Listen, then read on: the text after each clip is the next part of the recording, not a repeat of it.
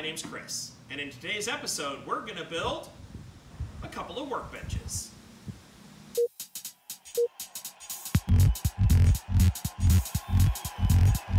So to start this project, you have to head down to your local hardware store. You're going to want to get one full sheet of 3/4 inch BC plywood that is filled and sanded on the top for a nice smooth surface. Have them rip the plywood in half for you, unless you have a table saw and the ability to do that yourself. You're also going to want 3 11/32 by 8 foot sheets of BC plywood. And then, because of the way that we're going to build this, we bought 22 2x4 by 8. Make sure you get street ones. The straighter the better. You're also going to need some hardware parts. You've got some truss-headed screws. You're also going to need some 3-inch drywall style screws. Most importantly though, you're going to need some brackets. These guys are made by Simpson Strong Tie, and it is the RTC2Z rigid tie. You're also going to want to pick up some 2.5-inch casters. Now I bought 2 that lock and 2 that don't, but they all swivel, should allow for easy movement. So the first cut we're going to make is for the side supports. We need 14 of them at 90 inches.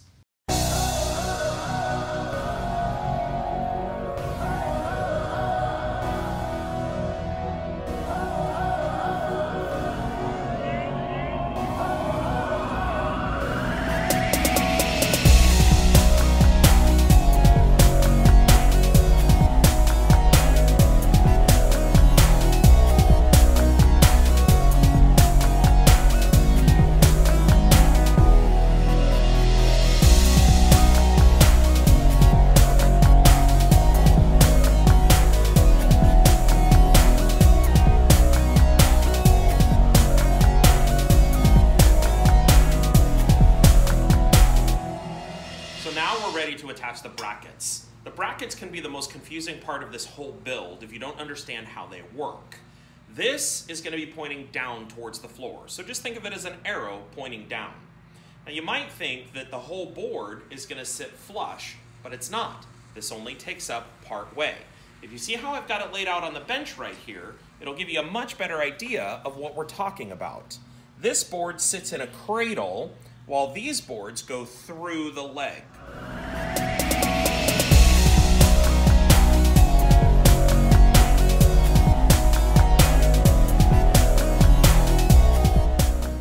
Once you have your legs built, you're going to need some help for this part most likely, because you need to be able to drop your side support into the brackets, and it's very difficult to do that by yourself.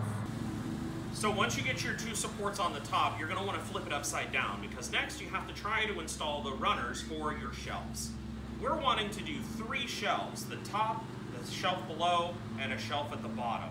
So you'll have to figure out your measurements that you want in order to create the proper amount of space. Just make sure that your brackets are pointed the right direction, and you take into account that the 2x4 doesn't sit flush here, it actually sticks up. That will affect the size of your shelf.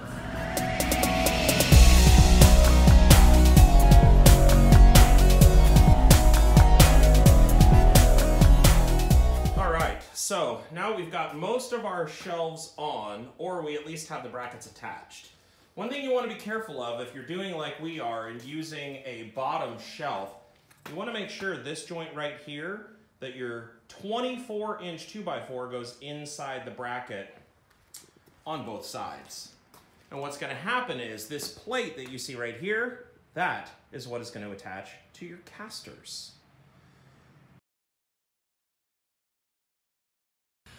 All right, so day 2, we're continuing on with our bench building project, and we have got all of our brackets and shelf supports in. Now we're going to put on the casters. You want to make sure, depending on how you want this to roll, that you put the proper casters on the right side. We want this to be the front and this to be the back. So we have the locking casters that are going to be on the front side and the non-locking casters that are going to be on the back.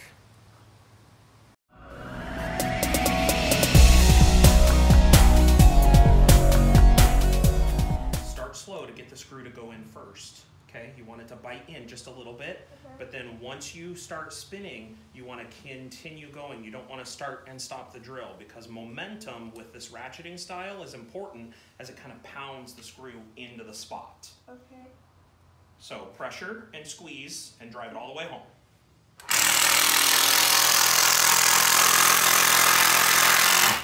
There you go. Next, we're going to start putting the shelves in place. We're going to go from the bottom to the top. We're hoping that that makes it easier to slide the shelves in. But one thing you do have to make sure is that you notch each of the corners in order to fit around the 2x4s.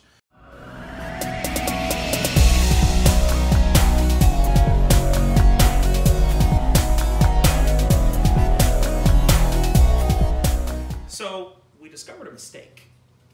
That might happen sometimes. This shelving unit is not a full 8 feet. It's actually short. And the reason that is because on the top piece, the design calls for a 3-inch overhang on the end. So if you wanted to mount a power supply, you don't have to worry about dust and debris and stuff like that getting into that power supply. It's meant to be a safety feature.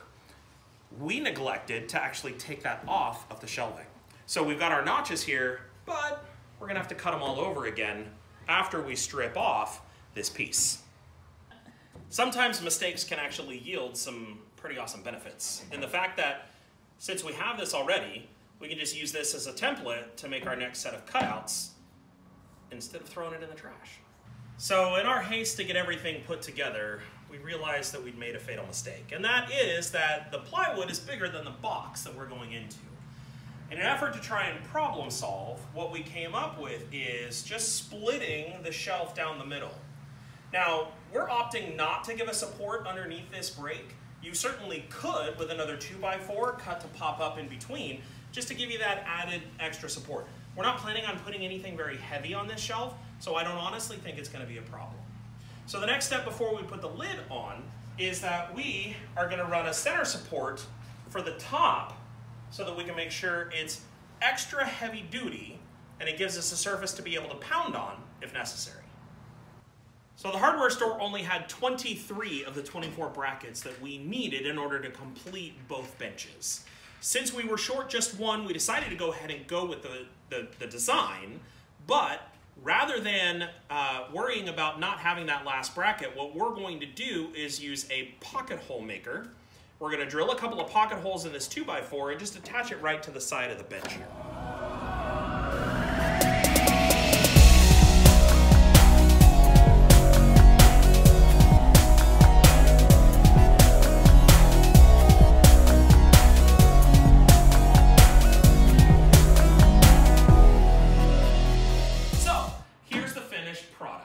Two usable workbenches. You'll notice this one I'm standing in front of is just a little bit shorter.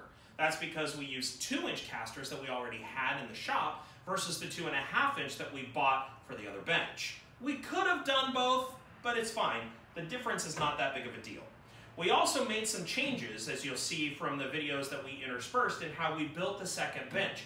We learned a few lessons after building the first one that allowed us to build these shelves kind of in place rather than cutting them to try to fit them in and around the work that had already been done.